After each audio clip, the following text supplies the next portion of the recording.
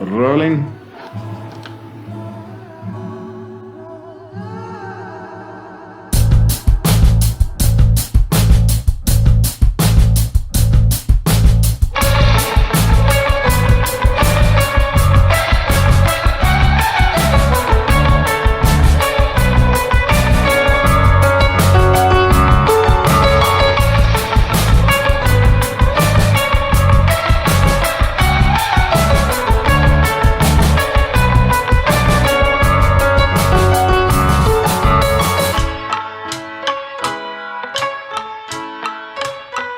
Just do it. Did it. Well, T, you've been wanting to tee off for a little while, so here's what I'm thinking. This is what we're going to start doing.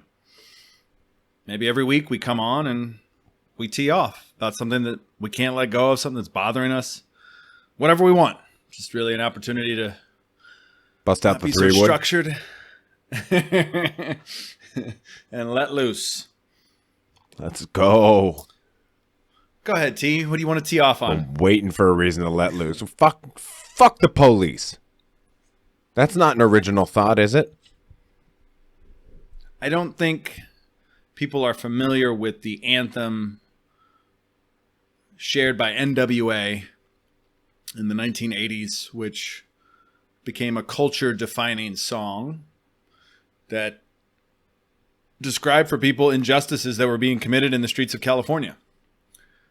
And that is no different than what historians have also shown us, that for hundreds of years, the government has backed agents of the military and the law enforcement department to quell rebellion, revolution, uprisings, unions. Black people? They come in with the National Guard and they'll kill you. They will absolutely kill you, and they have killed people.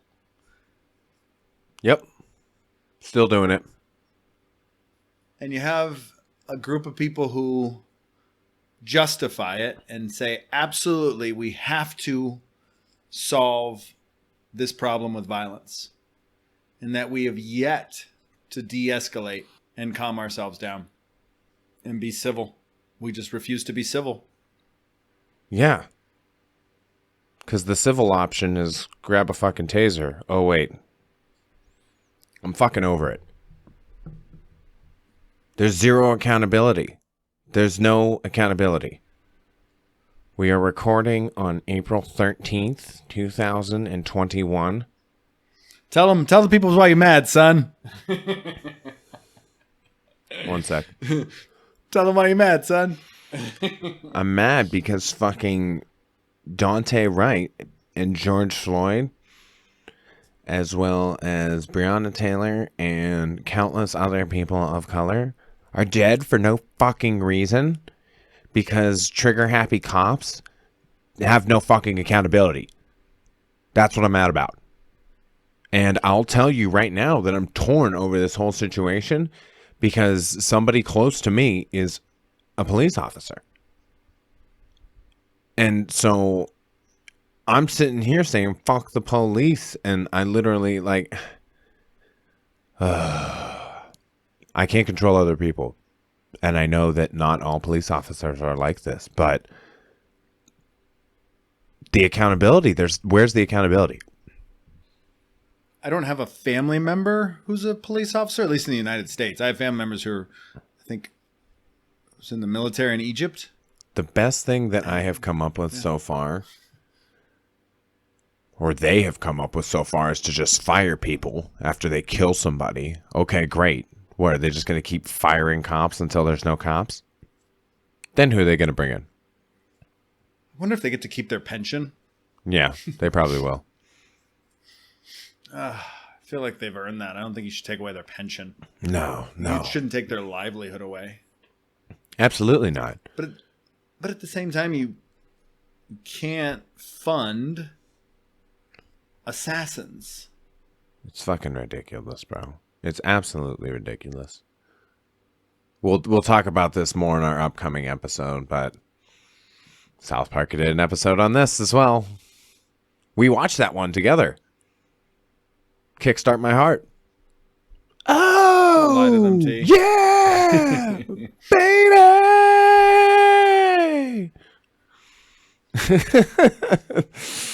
They just light that kid up for being outside. Oh my God. But it's real life, which is sad. It's fucking sad. And if I had a fucking solution for you, I would present it. My personal belief is the world would be a better place if we had never invented guns, but we're well past that fucking point. What's the term? You can't put the genie back in the bottle, right?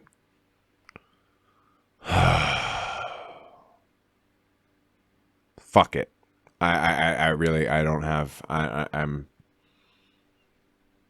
the first place to start is to have a conversation, and that's all I can do right now. And that's all I'm trying to do. So I don't have a direct family member who serves in law enforcement, but I have had other family who've served in the military and other parts of the world, particularly Egypt. Now, with all that being said, I do have friends who work in all of these industries, and I feel I'm able to have civil, genuine discussions when those times are available. Not too much on social media. Those discussions are never really any beneficial. I mean, other than to, hit and run. You're going to share some bullshit and dip out. But don't share about your hit and run with the police. But I know there's a lot of anger out there. I've had multiple interactions with law enforcement officers. And as I get older, I get better at it. And the people who are most volatile seem to be men, 18 to 24, 26, somewhere in that range. They're the ones who keep showing up more often than not in a situation that is out of control or high risk or high alert. There's just that. And I don't think anybody's even addressing the anger component. Not only do we have a ton of guns, now we're also pissed off. And we're doing horrible things to each other because we don't know how to have a conversation with our neighbor. And we don't know how to get to know new people when you're at the party. And it's so difficult for you to walk across the room and ask that girl to dance, as it's been lovingly portrayed in old school cinema. But everybody's weird. Mental health? So yeah, let's give you some guns and some fucking anger. Go fucking kill yourselves, if that's what's going to help you feel better or less insecure. This reminds me of a lyric by the band Rise Against, where they say, "Let's arm the masses and see what the bastards do then." They say a number of other things in the song, but it's very relative to what you're talking about now. Just, this world's going fucking crazy, man. And people need to chill out and talk, so I'm glad that we're here talking. But before I take up too much time on our new little short segments here, what do you got for me? What do I got for you? Yeah. Well, I actually feeling lucky lately. So I have to say that whenever I see these things happening, I'm always mindful of how well I have it. That I am not in a living situation where my circumstances are different, often impacted by poverty. Because education and wealth are directly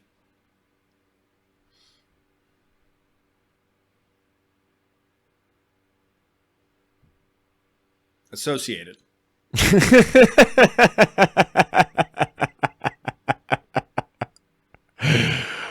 Oh, I think I might leave that dramatic pause in there just for effect. Go on.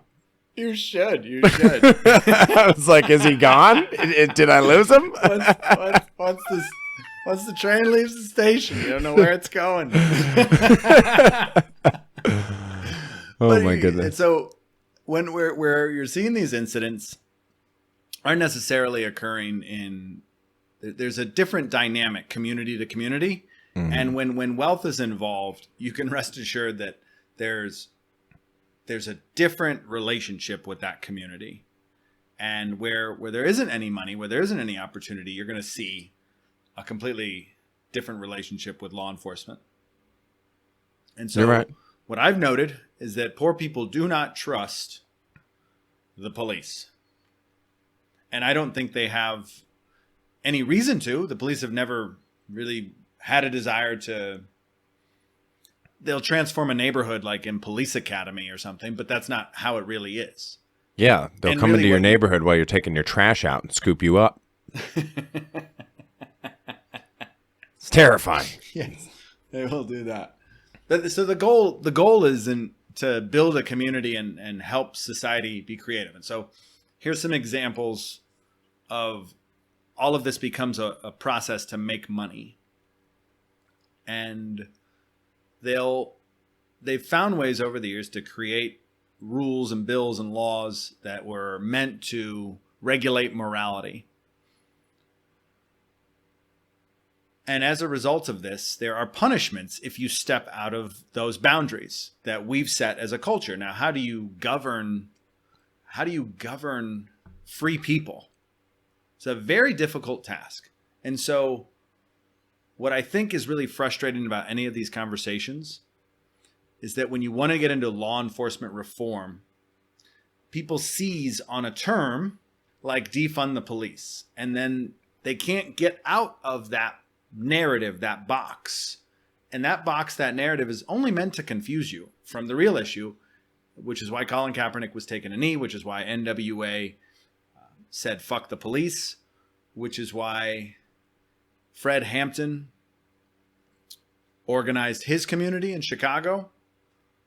This has been going on for a really long time. And this is about the control of power. It all comes back to power, huh? Isn't that crazy? And corporations are finally saying, you know what? We can take everybody's money. That's right. And they're using morality. They're using ethics guided by their capitalistic principles to help steer our culture into the right place where everybody can enjoy a Coke, fly on a plane, go to a baseball game. This is virtue That's all we're signaling trying safe? to do. No, but it's all they're trying to do. But airlines at the same time need help with the oversight process, the security process for airports, for air safety could be vastly improved, or at least we hear about this. Although we don't hear a lot about planes crashing, so you hear a lot about narrow misses. But we just want to get back to doing the things that we do in a safe and effective manner. And I think that's what law enforcement do. They help kind of steer the cows and make sure people don't get out of control. But we know that they treat people differently. And that's what they're tired of. They've been doing this for a really long time. Yeah. There's a blatant historical trend of this misbehavior since 1492, starting with Columbus on. Correct. And this colonialist mentality, this hegemonic thinking, doesn't benefit anybody but those in power. I think colonist. Yeah, I mean, they colonized this country. Would you say colonialist? I I think that's the word you settled on. Overseers? Was that your word? We're just adding to the dictionary with every episode. And that's it. It's really a frame of thinking. And there has to be a want to make positive change for everybody. And I don't understand why asking law enforcement to not Shoot everybody. be so aggressive is such a hard thing to do. Like, why is holding police accountable such a negative thing. We're not talking about defunding the police. We're just talking about holding people accountable. And why is it you're unwilling to have that conversation? And then likewise, recognizing that there are multiple factors that contribute to these hostile situations, and education then should be your ultimate goal. And you should work to improve the education resources and systems and help people learn. I agree. It seems like the ones that are the most resistant to change, as you described, are the ones that are either advocates for or are, say, officers themselves. Or this could relate to any situation. But in the instance that we're talking about, police officers, you just simply want to hold them accountable, and it seems like they're the ones that get the most butthurt, them and their friends. And it's just like, well, of course they're going to get butthurt. But that's what happens when you turn the mirror around, Safe. Ask people to look into it. It's not a coincidence that the majority of people being targeted are also without a high school education, without college education, without reasonable education. Again, purposely put into place so that they could fail. Like they've just, on every front, they've been fighting tooth or nail. And then there's this, again, this historical trend of removing resources and targeting and profiling these communities. It's just so egregious. It's like, how do you not see that this is Jim Crow? And these are the kind of conversations that I've been having, is that we're just so numb to oppression that we don't even want to call it oppression anymore. They just try to justify it, mostly because we're in a position of privilege. And we're afraid that we're going to lose our privilege. That's fucked up. Well, not here. Not in this show. Fuck all that. And fuck the police. I know who I'm talking to. Now, I don't like to say fuck the police personally, because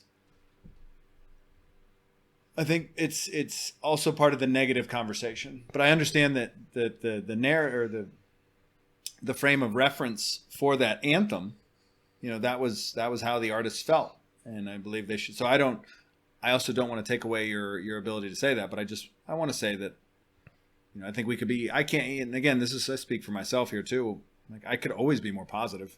Right. We don't have to say fuck all the time. We don't have to say fuck at all. That's what my mama told me. Do you think we can make it through a whole episode without saying fuck? That should be our goal someday. We're going to have to record like the shortest episode ever. I was at a wedding party this weekend, and everybody said fuck. Like, it's become such a common part of our vernacular that I'm starting to wonder. Everybody's catching up, Where's your couth? Yeah, but see, I'm part of that problem too. Fuck. Yeah, see? No, we're just ahead of the curve. Like we always have been. We didn't start this fire, T. I know. South Park started this fire. We'll be talking about South Park more on Friday, so be sure to tune in then.